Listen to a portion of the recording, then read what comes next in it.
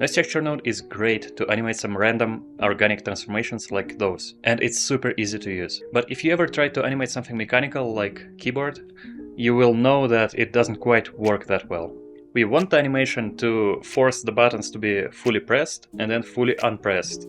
But if you animate it with noise texture, you might see that it looks way too wavy and organic, and the buttons don't always press fully. That same noise can trigger buttons to be pressed, and with some logic, that trigger can force the buttons to play the animation of being pressed down, and that animation will have a certain length and certain easing function, which is going to control how snappy the animation is. And then with some math we control the progress attribute that keeps track of where we are on our animation. And then at the very end we interpret that progress attribute in a certain way that allows us to actually animate the buttons being pressed. So real quick, let's recreate it, and after that we can have some fun with it and explore what other things we can do with this system. Make a rough 3D model of a keyboard button. In Geometry Nodes, first we'll make this grid system that packs our button nicely. So we input how many buttons we have on X and Y axis and the size of the button, and the system makes them all fit nicely together.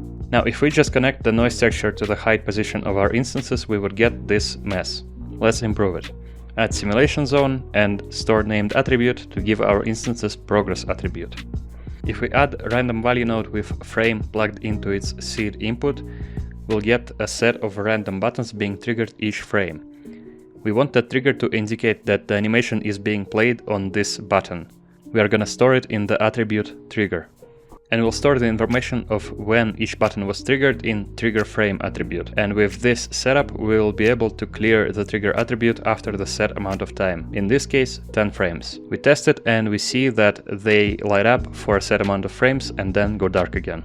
Now we don't want the buttons to press down instantly. We want to get a smooth transition from up state to a down state. For this we introduce the progress attribute. And with this setup it almost works. And we can even control the easing by adding the float curve node. You can add noise texture node to trigger the buttons instead of it being fully random. But now the buttons are unable to be pressed twice. To let them be pressed repeatedly, we need to reset all of the attributes after animation is finished. Here you can see that all of the values of the progress attribute reach 1 and nothing else happens. So just reset it like this. If progress value is equal to 1, then the animation is done and we set the progress value to 0.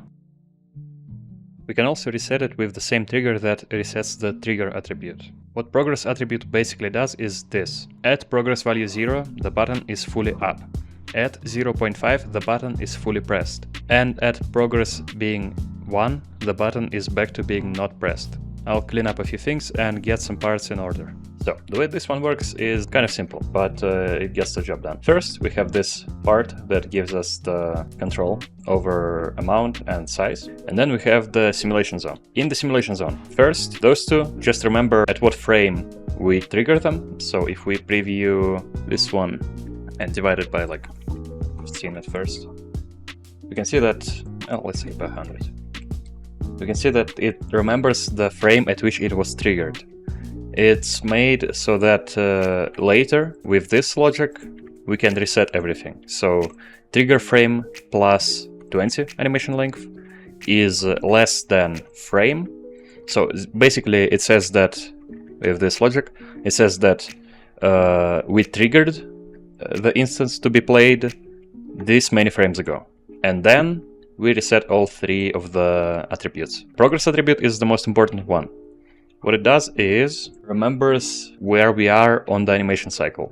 And it goes from 0 to 1 in this many frames. So in this case 20. Then after it reaches 1, it resets to 0 immediately. The way it works is progress plus this logic. 1 divided by the animation length multiplied by trigger. Trigger is 1 in the ones that are triggered to be played. In the rest it's 0, so it doesn't add anything. But here it adds like 1/20th, so 0.05. And the third part is we interpret progress attribute so that it first goes down and then goes up again. We reverse it, so it's negative. And yeah, here we control the easing. So what we can do is like remove that, put that here, and it's gonna be linear, just pressed and going up again. But to make it more snappy, we give it more interesting shape. But make sure that in the middle at 0.5 is where we are at our lowest. So this should be at its highest. And that's it. But we can do so much more with the progress attribute. For this next example, we want the animation to go like this. At progress value from 0 to 0.2, the instance goes up to a set height. From 0.2 to 0.8, the instance turns 360 degrees. And from 0.8 to 1, instance goes back down. For this, let's use the map range node. And also let's make the animation longer. In map range, from min 0, from max 0.2 to min 0 to max 1. And another one, similar but reversed result value, and from min set to 0.8. Combine those map range nodes with a minimum node. Adjust the strength of the effect in the scale node. Now for the rotation, from min 0.2, from max 0.8 to min 0 to max 2 pi. 2 pi in radians is equal to 360 degrees. Now they are intersecting when they are rotated, so let's also add scaling to the animation. Another map range node, from max 0.2 to min 1 to max 1 divided by square root of 2. And then do inverse of this one and combine them with the maximum node. You can add float curve nodes to control the easing to different aspects of the animation. Set up the lighting and maybe instance a cube object with bevel modifier.